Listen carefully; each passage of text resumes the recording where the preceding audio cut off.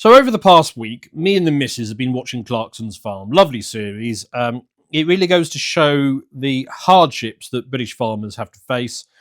And the last season was quite poignant because, those poor guys, the weather was really unkind and basically too much rain.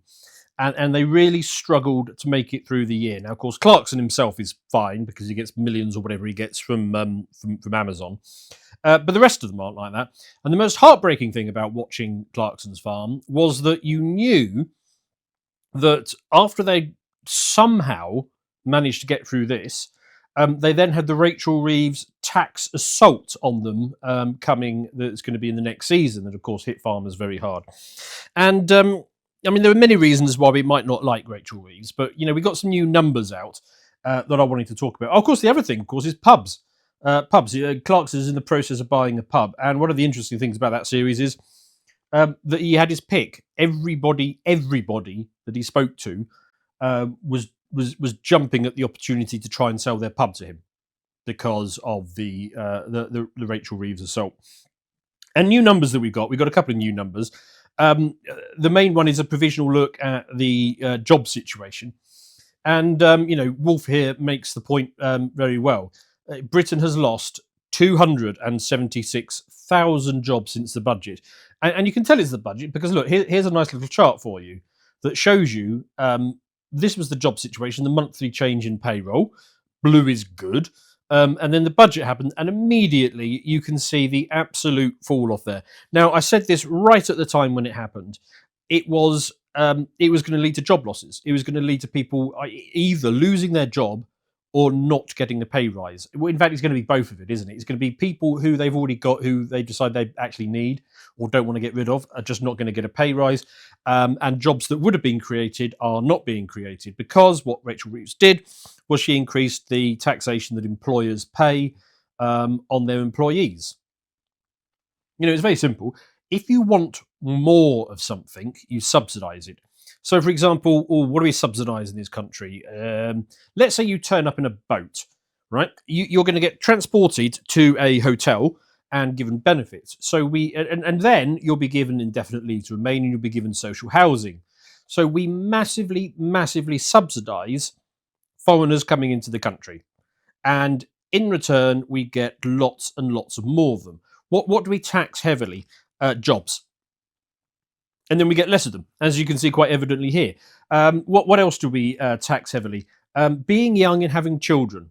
So the tax burden is set up in such a way as basically if you are trying to make it in life as a young person, having children is enormously expensive. Every aspect of that is going to be taxed.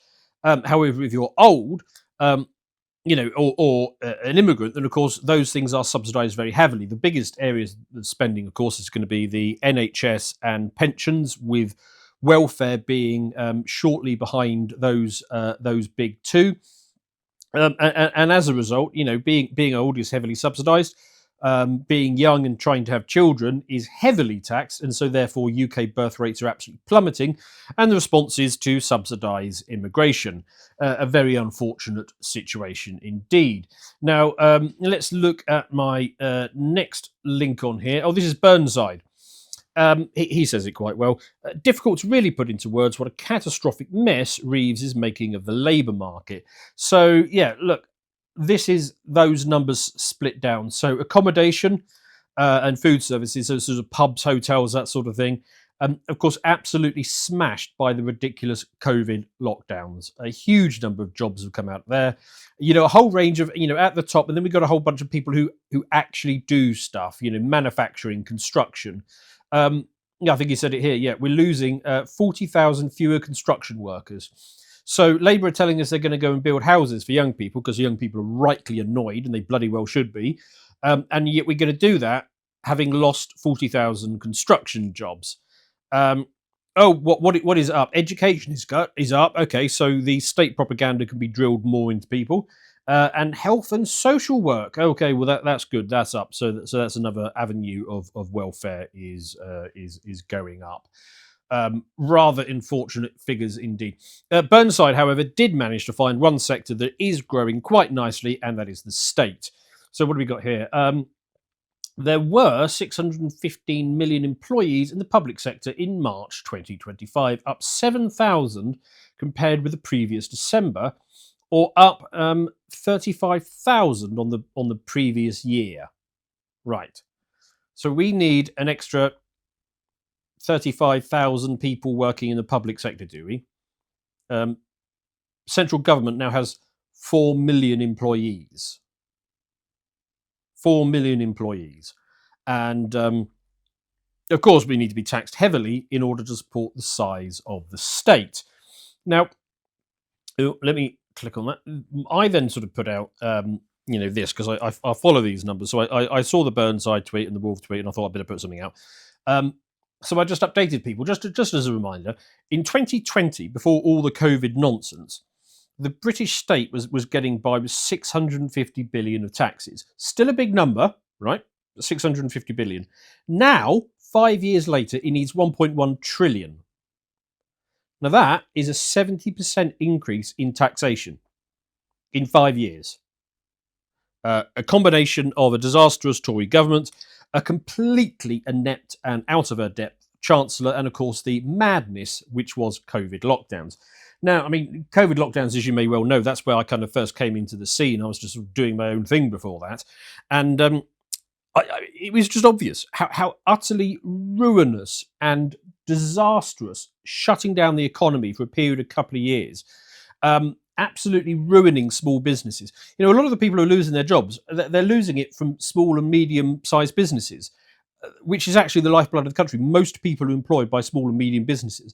And those are the only ones that had to shut down. All the big chains, they got to stay open.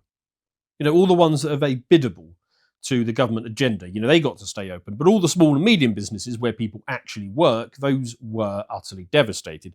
Now, this tweet, a lot of people have been reacting to it by saying, wow, or holy shit, or I can't believe it, or something. I mean, to the point where I actually started to doubt myself. I thought, actually, hang on, am I misremembering the numbers?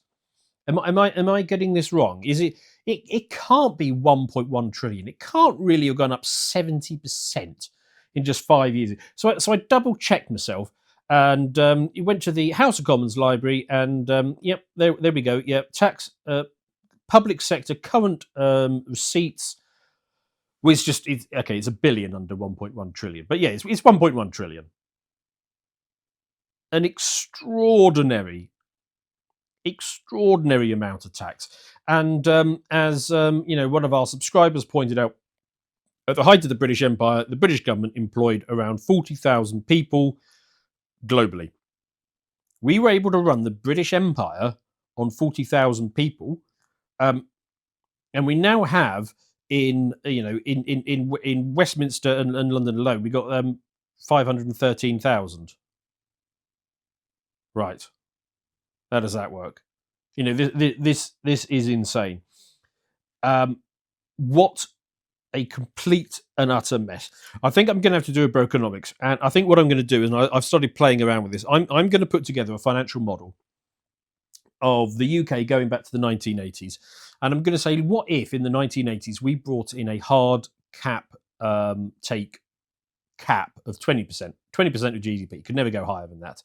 And I'm still working through the numbers, and I'll present it in a Brokenomics shortly. But the upside is going to be, almost certainly, I know this, is going to be that the tax take that we get now is probably going to be about the same, because the economy would have grown significantly faster without all that taxation getting in the way. There would have been more inward investment. There would have been more incentives for people to start businesses, as opposed to what actually happened, which is we are heavily disincentivizing any business activity from taking place in this country. So I'll do the numbers of that and I'll report back to you. But of course, that's completely unviable, because governments don't look to maximize the tax take over the long term.